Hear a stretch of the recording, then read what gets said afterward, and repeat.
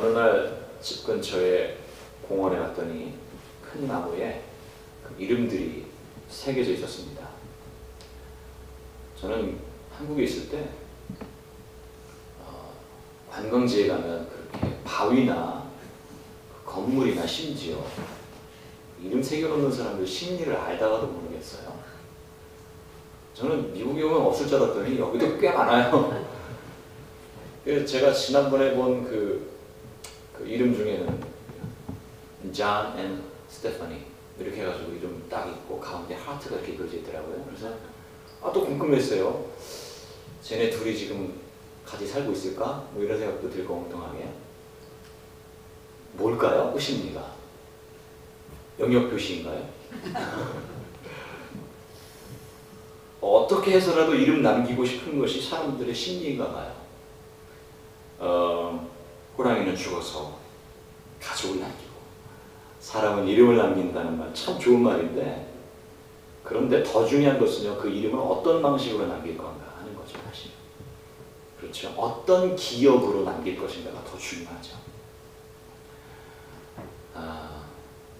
만약에 흔적 남기는 것은 제가 애교라고 생각하고요. 그것이 그 정도에서 그치지 않고 만약 자기 이름을 떨치고 싶은 그런 욕구를 못 이겨서 그것이 권력으로 바뀌고 지배욕으로 바뀐다면 사실은 좋은 이름으로 남기는 것이 아니고 욕된 이름으로 남기기도 하지 않습니까?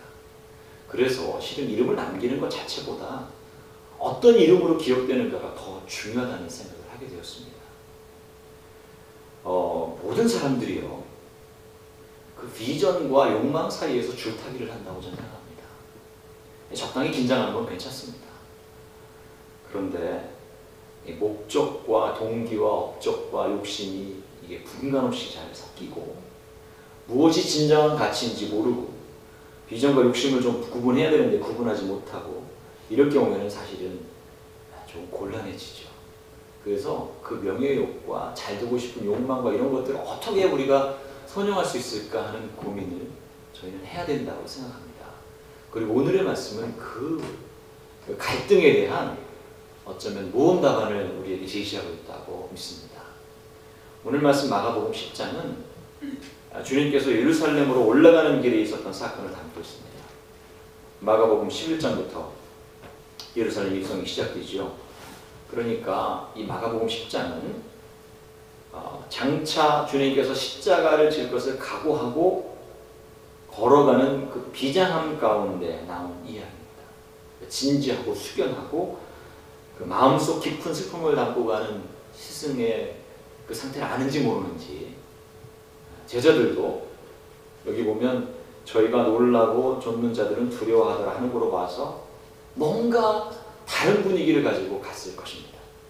그런데 이것이 실은 어쩌면 제자들이 공명심에 들떠서 혹은 그 백화점에 가는 엄마 따라가는 그 아이들의 심정으로 기대감, 무료받는 그런 심정으로 쫓아갔을 수도 있겠다는 생각을 합니다. 왜냐하면 제자들의 기대는 이런 것이었거든요. 예루살렘에 가서 혁명을 일으키고 장차 예수님이 왕이 되고 자기들 한자리 하고, 그런데 아무래도 그냥은 안 될 것이니까 좀 걱정도 하고 다칠지도 모르겠고 사람들이 반항할지도 모르니까 이런 생각을 했을 거니까 아마 놀라고 두려운 마음으로 쫓아갔을 거예요.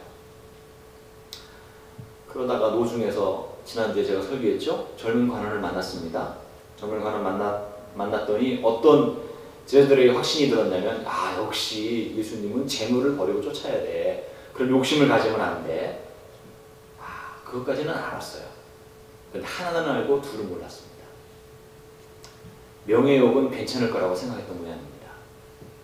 역시 주님과 함께 가려면 재물은 포기해야 된다는 생각을 했지만, 그러나 이름을 날리고 높은 자리에 앉고자 하는 욕망까지 포기해야 되는 줄은 몰랐던가 봐요. 오늘 야고보와 요한이 주님께 이런 말을 합니다. 주님께서 나중에 새로운 왕국을 세우실 적에 저는 오른쪽에, 이 친구는 왼쪽에 한 자리씩 달라고 노골적으로 요구를 하죠. 35절에 기록되어 있죠. 세베대의 아들 야고보와 요한이 주께 나와 여짜오되 선생님이여 무엇이든지 우리의 구하는 바를 우리에게 하여 주시기를 원하옵나이다. 그랬더니 뭘 원하니? 말씀하셨죠. 37절에 여짜오되 주의 영광 중에서 우리를 하나님 주의 우편에 하나님 좌편에 앉게 하여 주옵소서. 이렇게 되어 있습니다. 똑같은 내용이 마태복음 20장에도 등장하는데 그쪽에서는 그 어머니가 요청을 하죠. 그러니까 마리아의 자매 관계가 되는 그 살로메로 알려져 있는. 아무튼 야고보와 요한의 청탁을 듣고서 제자들은 굉장히 화가 납니다. 분이 이거를 이 헬라어로는 아가나테인데 이게 그냥 화가 났다는 게 아니고요. 슬픔에 빠지고 분노하고 몹시 괴로운 상태에 들어가다라는 뜻입니다.